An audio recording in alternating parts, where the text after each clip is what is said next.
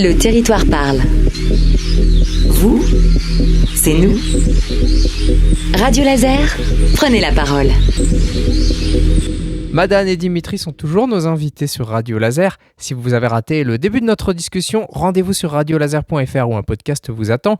En attendant, tous les deux, par le biais de l'atelier Déclic, Madane et Dimitri, vous avez pu échanger avec des gens exilés en Irlande. Alors comment ça s'est passé ? C'était de l'écriture ? Expliquez-nous tout. En fait, ils n'écrivent pas à personne. Parce qu'en fait, l'idée, c'est que... Donc, Madane, il raconte un bout de son histoire. Ouais. Tous les gens racontent un bout de leur histoire. Et ces enregistrements-là sont envoyés en Irlande. C'est plus un échange de sons, en fait, alors. C'est un échange de sons, mais en gros, ils vont découvrir tout le groupe, puisque les enregistrements... nous, on va recevoir des enregistrements d'Irlandais. On ne sait pas qui c'est. Mais en traduisant... Le son qu'on va recevoir, on va découvrir qui on a derrière la Manche. On va recevoir les sons irlandais et on va envoyer les sons français. Là, on en est... en fait, il y a des ateliers dans chaque pays, là, et on va recevoir, normalement, fin février, les sons irlandais, et nous, on termine la préparation de ce qu'on va envoyer.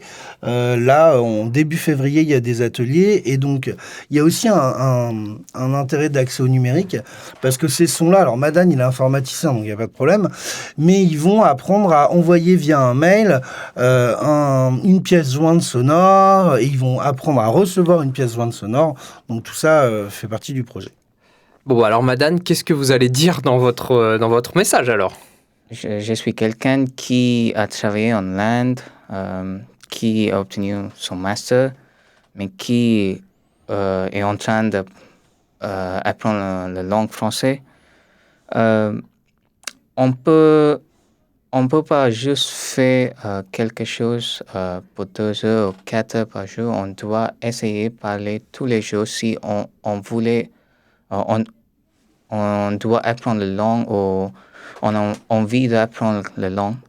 Par exemple, on parle en français, mais je sais que les gens vont parler en langue maternelle dans la maison. Si on pense et on écoute en français, on peut apprendre très vite qu'avant. Parce qu'en septembre 2024, jusqu'à, je pense, décembre, je peux juste dire 2 phrases. Je suis Madame Lénine, désolé, je ne parle pas français et je ne comprends pas français. C'était, pour moi, j'ai pensé, je ne peux pas être comme ça parce que je suis en France. Je dois essayer de parler en français. Mais en janvier, j'ai commencé à parler en français. Je sais que ce n'est pas parfait, mais j'ai essayé, j'ai parlé avec les gens. Après, en octobre, j'ai commencé le cours de français avec Chant de la Lande. Je sais que c'est difficile, mais ce n'est pas impossible. Je disais toujours la même phrase. C'est difficile, mais ce n'est pas impossible. Si on essaye tous les jours, on peut faire ça. Donc c'est un message pour encourager que vous allez envoyer en Irlande alors. Ouais, c'est ça, Madane. Je pense que en fait, ce qu'on me demande, c'est, tu sais, l'enregistrement que tu as fait.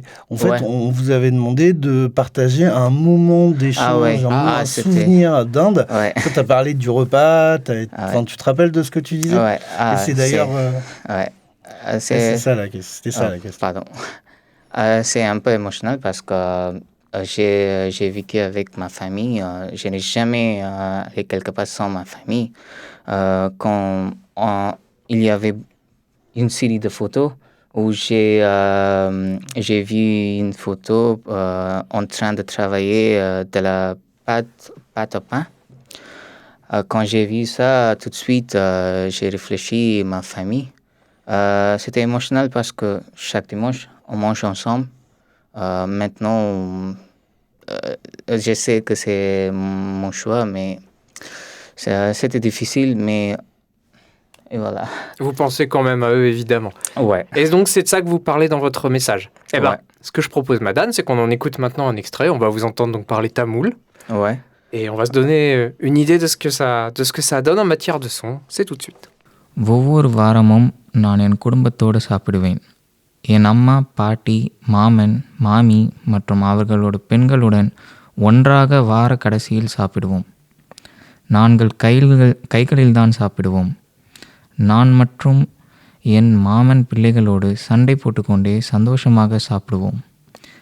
இங்கு ஒவ்வொரு வார இறுதியிலும் எனக்கு அவர்கள் ஞாபகம்தான் வரும், ஏனென்றால் அவர்கள் என் பிள்ளைகள் போல. Pour faire une petite aparté, ce que dit Madane par rapport à la photo, c'est ça en fait. En fait, on est parti de. En fait, l'idée c'est de travailler sur l'identité. Donc en fait, on a mis plein de photos de photographes connus et en fait, Madane, on demande aux gens, aux personnes, aux apprenants, d'à partir d'une image d'associer à un souvenir.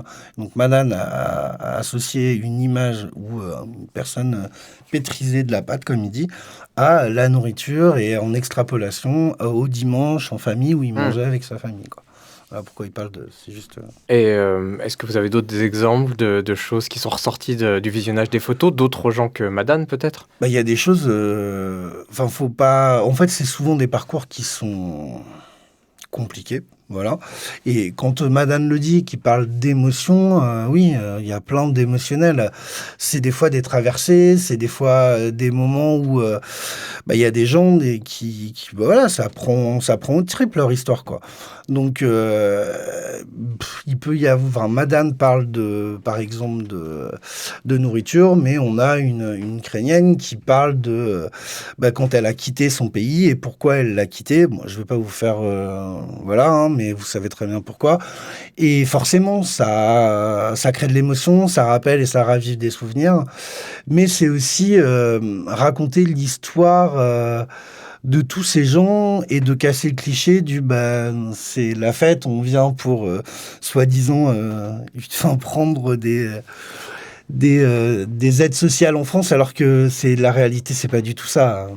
Voilà. Madane, merci. Merci. Et puis évidemment le meilleur pour le futur. On espère que ça va très bien se passer ici dans le coin. Et puis Dimitri, si on est intéressé par le genre de choses que propose l'atelier Déclic, on peut vous contacter, on peut... Très facilement, surtout que là, on veut faire une version V2 de ce projet qui serait en partance pour l'Espagne.